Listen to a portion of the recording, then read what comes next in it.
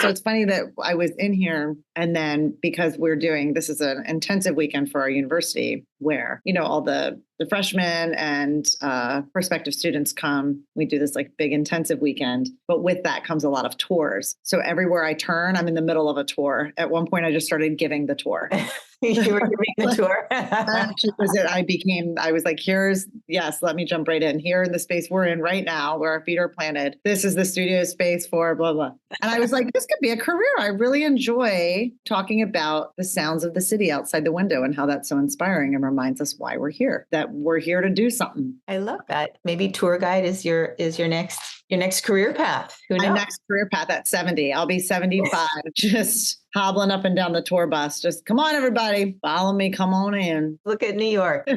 But New York is so inspiring, though. That's why people go there. It's big dreams. I mean, it's the greatest city in the world. For sure. I was saying that the sound of the honking, like some people might find that annoying, but when I'm teaching in the studio and outside the windows, I hear the honking, I am reminded of what I'm here to do. And I feel like if it's the spirit of the city, right? The honking.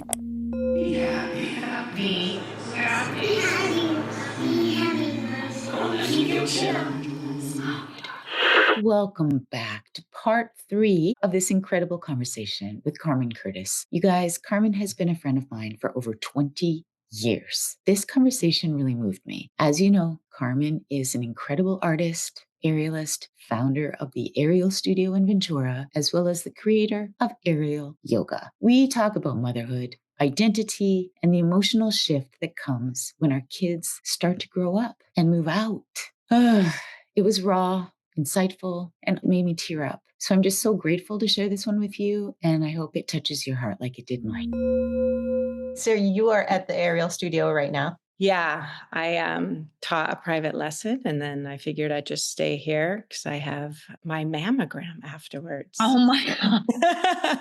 Classic, right? Classic. You said it. That is right on schedule. The balance of, womanhood, motherhood, studio owner, everything together. Everything. Actually, it's so funny because this summer I had a break in between projects, and I thought, okay, my project is to get all of my appointments in. I had the mammogram, the ultrasound, colonoscopy, a minor surgery. I started hormone replacement therapy. Do it when you can, Yeah. That and your kids' appointments, like your kids' appointments, your appointments, the vet, because we've talked about this before too, like how many appointments that we are responsible for making, following up on, and getting them there. Yeah. Now that my children are older, 23 is my daughter Zoe and 16 is my son, but he's really responsible and wants to,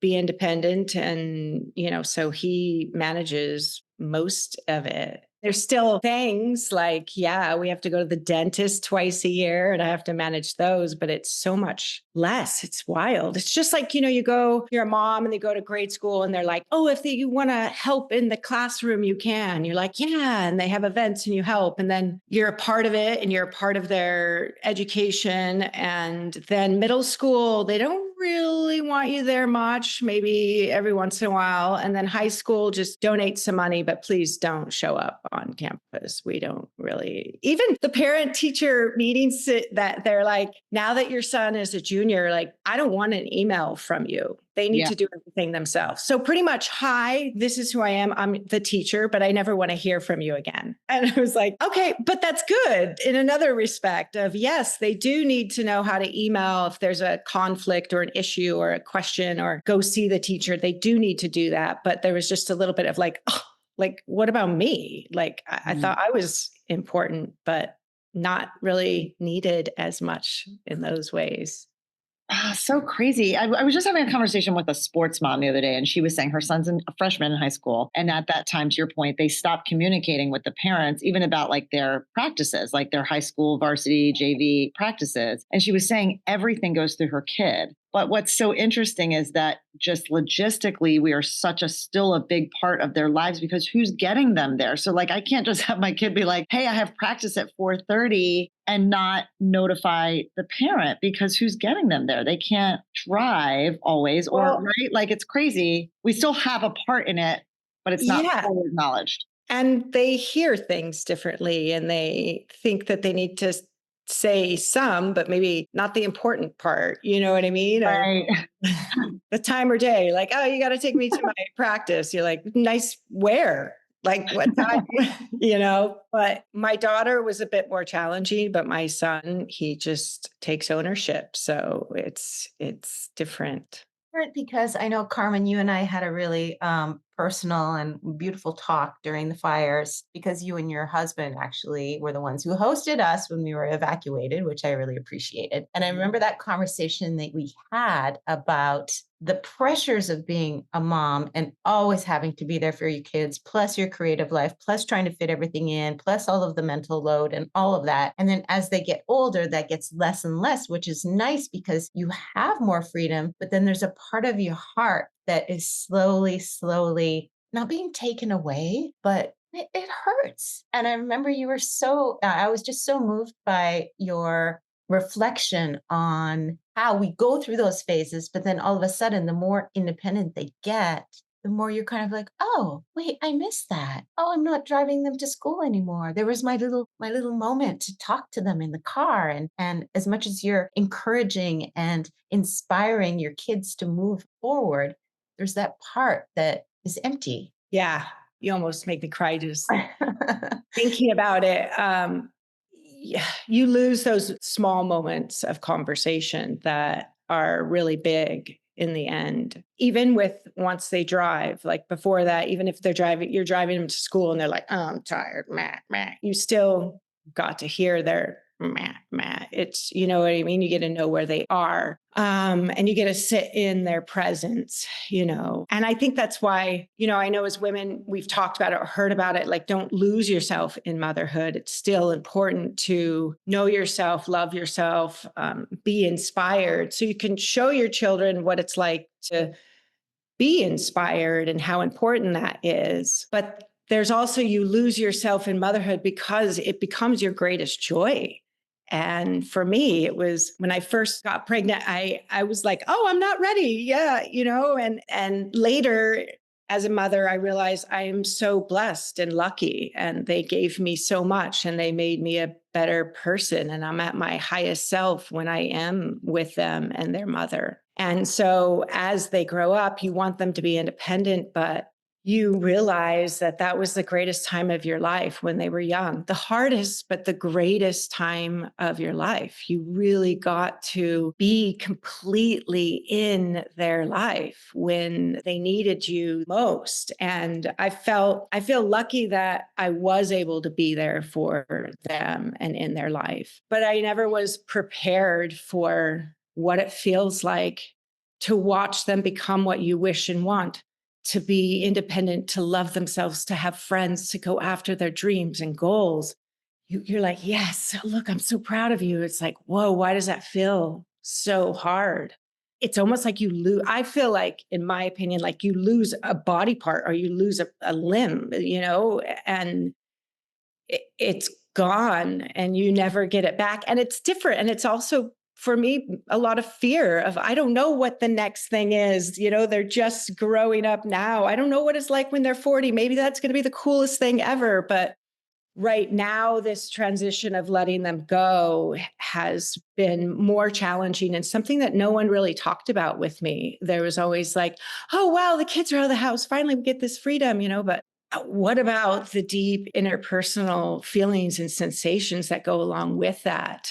How do you manage the fear of them on their own? How do you manage the fear of, it is just me and my hopes and dreams now, and I do have to just do it all by myself? I don't have them, because as much as you raise them, they are, at least for me, they raised me. Because they were there, I wanted to do better. I wanted to be better. I wanted to show them my world and what I do and what I love. And I know that I want to do that for myself, but it really enhanced it with them. It was so cool to show them when I succeeded or created something new, what I love, and you miss out on that. And that, I think, is different for every mom.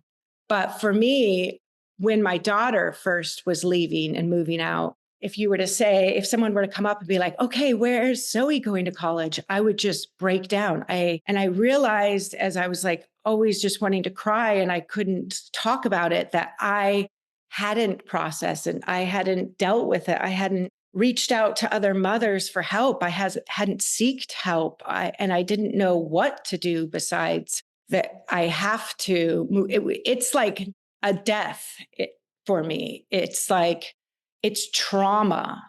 And I can either bury that like I learned to do when I was young, but I also learned that that is not okay. And I needed to talk about it, but I couldn't. I would break down. One of the greatest things was when I finally talked to my daughter before she left. And I just told her, I'm sorry. I know I'm crying and I'm sad. I feel like I shoulda, coulda, woulda, and I should have stayed home, or I should have done this more. I would have. I love you and I'm scared for you to go because it's new. And her response was so profound. She said, I know, Mom. And she started to cry. And she said, I feel the same way. I shoulda, coulda, woulda. I should have stayed home and hung out with you more. I could have done this. I could have done that. And it was like a wave just hit me and I could breathe finally. First off, I realized, how selfish am I? Here I'm like whining and crying. I hadn't even considered that she is going through that same loss, that same transition, that same heartache of fear of the unknown, excited about the unknown, but also true love and deep connection that is forever changed. We don't live together. We might never live together. Our family of 4 might never be together again. And that she was also feeling the same way I was, made me realize that like I wasn't alone in this. And I was really being selfish in just thinking it was all about me. My husband was going through it. My son was going through it. She was going through it. And so for us, what we started to do is talk about it together and say it whenever we had those moments, and allow my child to lift me up, to pick me up, to help me, to support me. And for me to show her this, it's a wonderful thing, but it also is something that I'm going through and I need help. Talking about it helped, but also realizing that with the children, they are also losing something that is dear and precious to them. And so with my son now going through it, we've already talked about it and he's also feeling it. And, we continue to have those conversations, but I feel it brewing again. He got his license, he's driving. We're talking about college. I feel it brewing and it's like this reminder of, oh shit, I gotta go back in and do work. I gotta find out how I'm gonna let go of this because when Zoe left, I still had a little boy at home. Now I don't. Soon.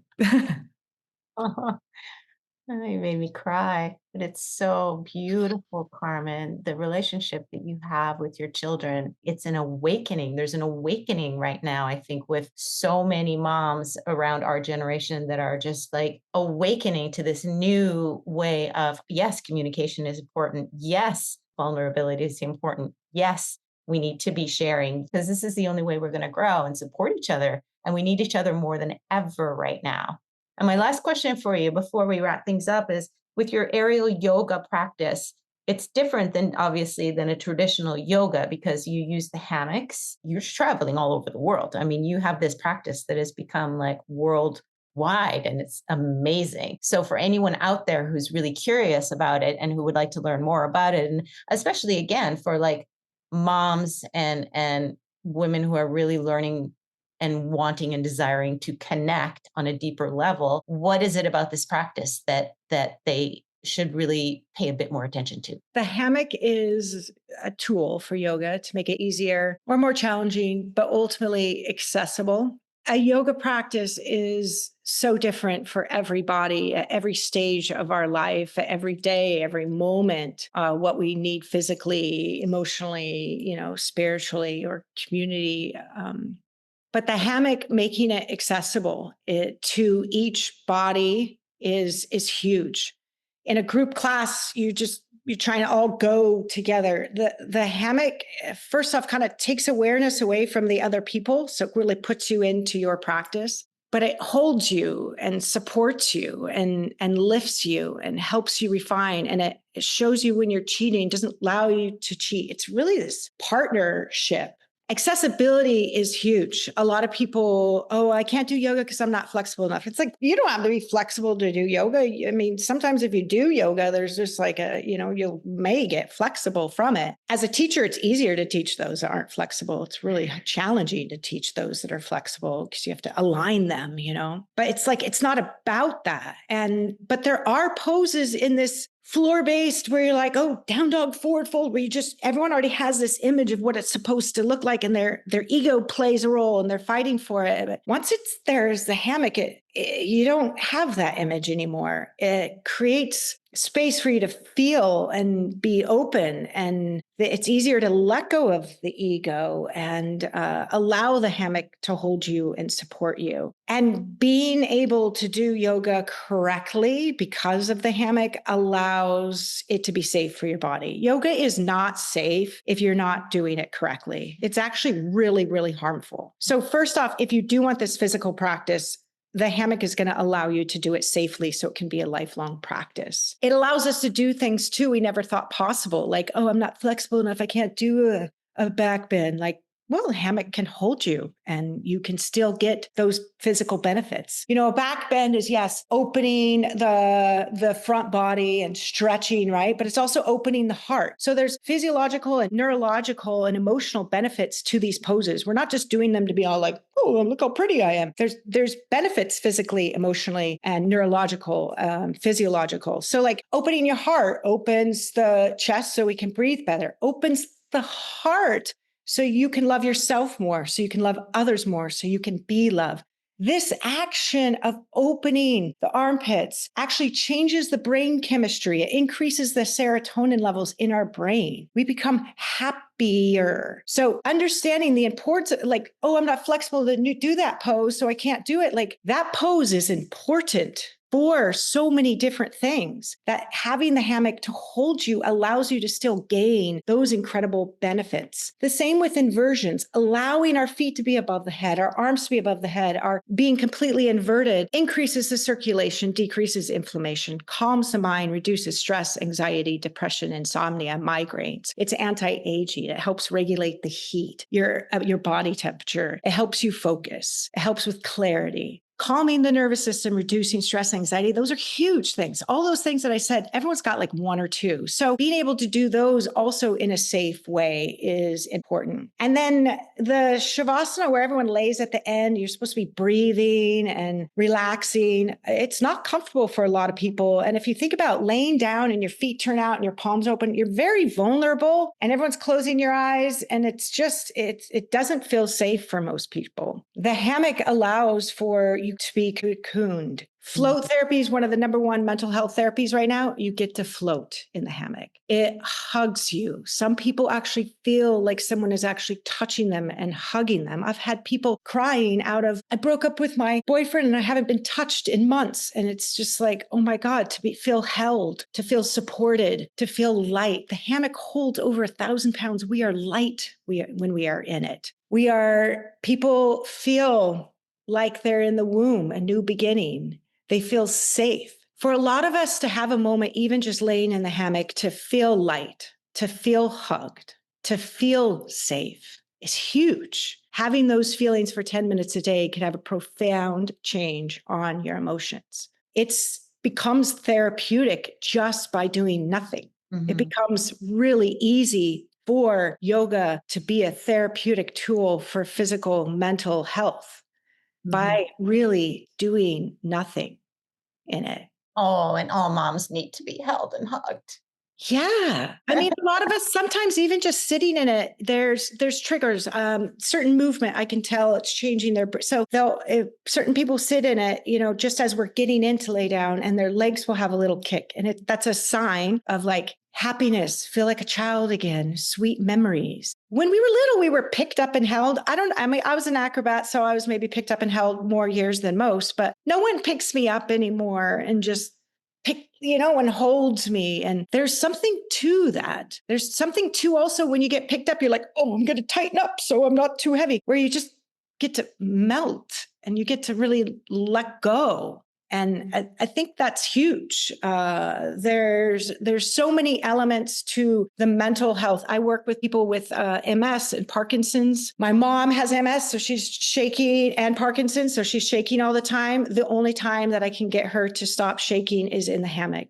And it's overwhelming. All day she's trying not to shake. She says it feels like there's thousands of bees just stinging her at all times. And I can do a 10 to 15 minute practice and she gets 10 minutes of stillness, which is just unheard of. And so the hammock is also helping with neurological disorders. I worked with people with brain injuries. I worked with someone that was never supposed to be able to walk again, and he's walking. It is incredible what the hammock can do. And we can use it for fitness, for wellness, for strength, for flexibility, for mental health, for focus. And it's just has such a wide range. Ultimately, yoga is about self-awareness, self-realization, self-awakening for your own self-healing.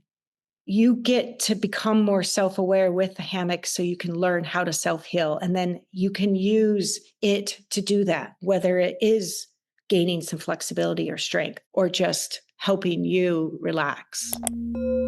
Creative Mamas Unplugged is produced by Breatheasy Productions with music by Jeremy Jurin. If you enjoyed this episode, please don't forget to give my mama 5 stars and keep coming back. Thanks to us kids, there are plenty of stories to tell. And you are not alone. We are inspired by you. Thank you for joining our Creative Mamas community. Support Creative Mamas Unplugged on Patreon to get your name in the credits, receive extra content, and earn some fun prizes. With this, we can keep creating, uplifting, and growing this incredible community together. We love you so much. Applause.